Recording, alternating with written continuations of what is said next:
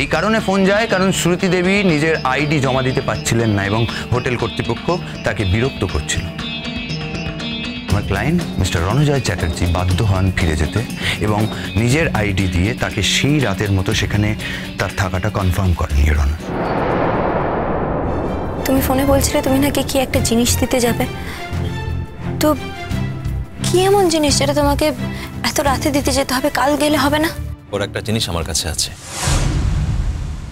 অত রাতে মিস্টার রণজয় চ্যাটার্জির পক্ষে বাড়ি ফেরা সম্ভব ছিল না ইওর অনার।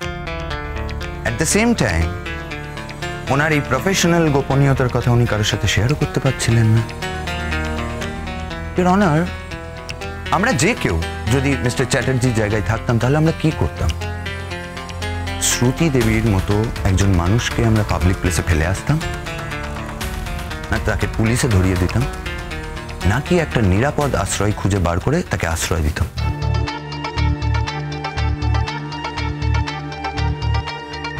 ইওর অনার, একজন অত্যন্ত বিবেকবান মানুষের যা করা উচিত মিস্টার চ্যাটার্জি একদম ঠিক তাই করেছে। ওনার বাড়ির লোকও ওনাকে স্পেয়ার করেননি, বিশ্বাস করেন। ওনার ভাই অ্যালিগেট করেছেন, প্রমাণ দিয়েছেন যে উনি হোটেলে একজন অন্য মহিলার সাথে ছিলেন এবং এই কথা শুনে স্বভাবতই ইমন দেবীর মনে অবিশ্বাস বেড়ে ওঠে। উনি সন্দেহ করতে থাকেন এবং একটা সময় উনি বিশ্বাস করতে শুরু করেন যে মিস্টার চ্যাটার্জি অন্য মহিলার প্রতি আসক্ত হয়ে পড়েন এবং ঠিক এর পরিপ্রেক্ষিতে বাড়ির লোক ওনাকে বলে বাড়ি থেকে চলে যেতে। আর আমার ক্লায়েন্ট মিস্টার চ্যাটার্জি এত অপমান, এত অন্যায় সহ্য করেছেন শুধুমাত্র একজন নিগৃহীত মহিলাকে বাঁচানোর জন্য। ইওর অনার, শ্রুতি দেবী তখন সন্তান সম্ভবা ছিলেন আর সেই মুহূর্তে ওনার নিজের বলে কেউ ছিল না। এই হসপিটালে ভর্তি করতে গেলে একটা অভিভাবকের প্রয়োজন হয়। যদি অভিভাবক না পেতেন সেদিন, তাহলে হয়তো শ্রুতি দেবীর সন্তান প্রসব করাই হতো না হসপিটালে। ঠিক এইরকম সময় আমার ক্লায়েন্ট মিস্টার চ্যাটার্জির কি করা উচিত ছিল? ইওর অনার, উনি কি করতেন? অবশ্য এই পুরো ঘটনার কথাটা মিস্টার চ্যাটার্জি ইমন দেবীর সাথে শেয়ার করতেই পারতেন,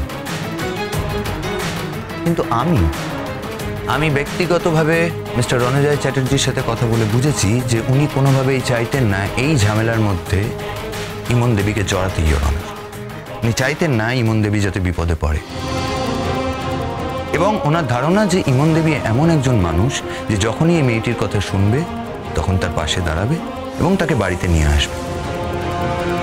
ইওর অনার, মিস্টার চ্যাটার্জি এই ঘটনার গোপনীয়তা বজায় রেখেছিলেন শুধুমাত্র শ্রুতি দেবীর নিরাপত্তার জন্য নয়, এমনকি ইমন দেবীর নিরাপত্তাও তার মাথায় ছিল।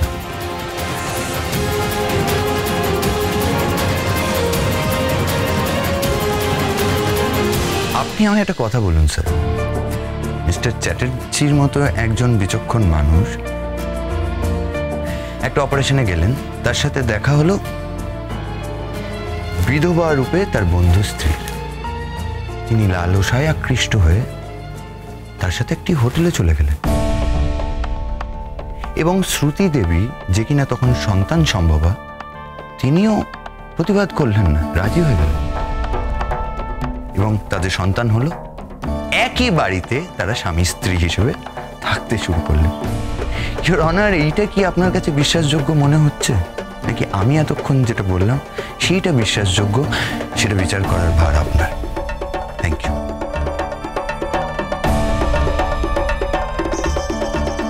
আজ কোর্টের কাজ এই পর্যন্ত। Court is adjourn today.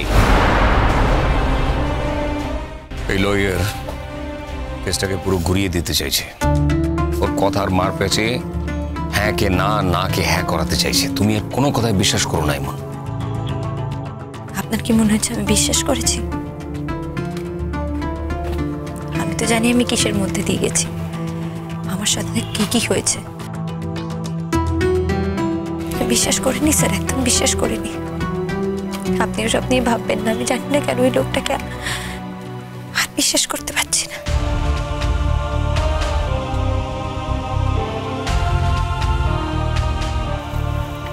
ইমন, তুমি একদম ভয় পেও না।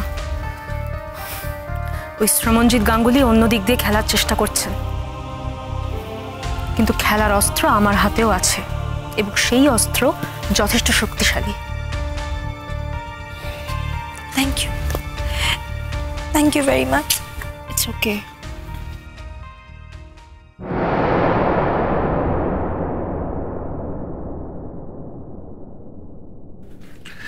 পরের দিন আমি শ্রুতি দেবীকে এজলাসে হাজির করব। আমি কিছুতেই এর মধ্যে শ্রুতিকে জড়াতে চাই না। আমি যাদের এতদিন ধরে নিরাপত্তা দিয়ে এসেছি, আমি চাই না শেষ মুহূর্তে এসে সেই নিরাপত্তা ছিন্ন ভিন্ন হয়ে যাক। কিন্তু আপনি বুঝতে পারছেন না, শ্রুতি দেবীর তো কিছু বলার থাকতেও পারে।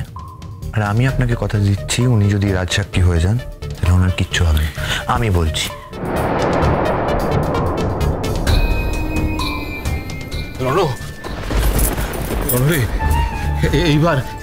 এইবার মনে হচ্ছে আমরা সব প্রশ্নের উত্তর পেয়ে যাব।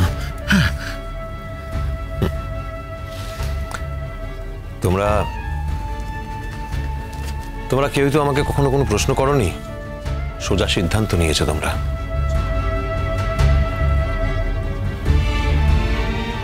আমি কোনো অ্যালিগেশন আনিনি, আমি জাস্ট যেটা দেখেছিলাম।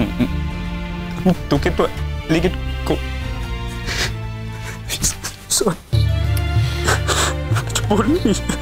তুই তো নিরাপরাধ। আমার মতো একজন অপরাধীকে এরকম জড়িয়ে ধরিস না ভাই, ছাড়। অযোধ্যা ভাই, বিশ্বাস করো, এই লোকটা যখন অতগুলো কথা বলছিল না, সত্যি বড় কষ্ট হচ্ছিল যোদ্ধা ভাই। চোখে জল এসে গেছে আমাদের। কতদিন বাড়ি যাও না যোদ্ধা ভাই? ওই ছুটি তোমাকে রেতে বেড়ে ভালো করে খাওয়ায় না বলো দেখি? এমন চোখ মুখের দশা হয়েছে তোমার। চলো না গো যোদ্ধা ভাই, আজকে তুমি আমাদের সঙ্গে চলো, তুমি বাড়ি গিয়ে খাবে না যোদ্ধা ভাই, তুমি চলো। আমি তোমাদের বলেছি না, রোজ রোজ কষ্ট করে তোমাদের এখানে আসতে হবে না। যাও বাড়ি যাও। দূর বাবা, এরকম বলে হয় নাকি? বললাম তো বাড়ি যাও, যাও।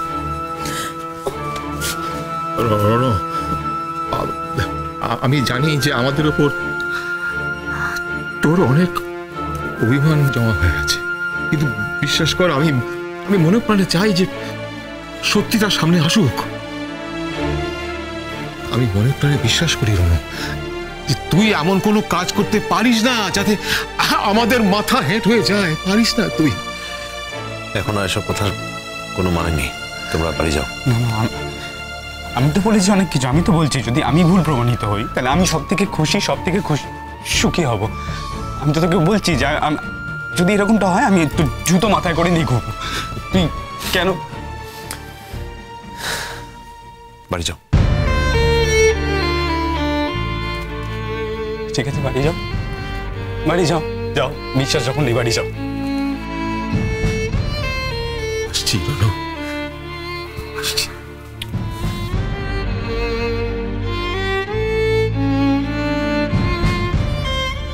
যোদ্ধা ভাই, আসি গো।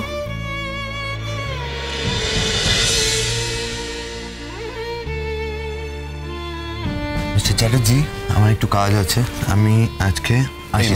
ইমন, তোমার সঙ্গে আমার কথা আছে। আমার আপনার সঙ্গে কোনো কথা নেই। ইমন, বাচ্চাটা আমার, আমি এই বাচ্চার বাবা।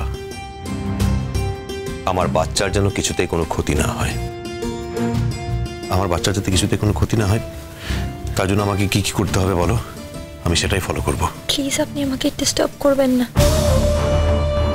আমার পথ আটকাতে আপনাকে কে বলেছে? হ্যাঁ, আপনি সরে যান, আপনি সরে যান বলছি। ইমন,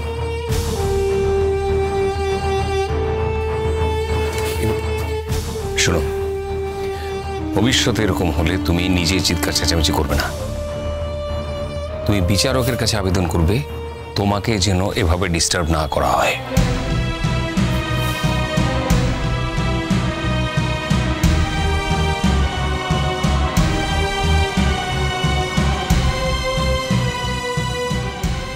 সত্যি প্রমাণ করতে আর 2-1 দিন সময় লাগবে।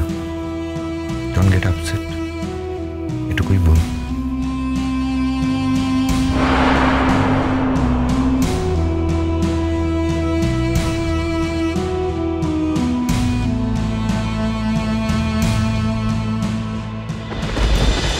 কুসুম দোলা কুসুম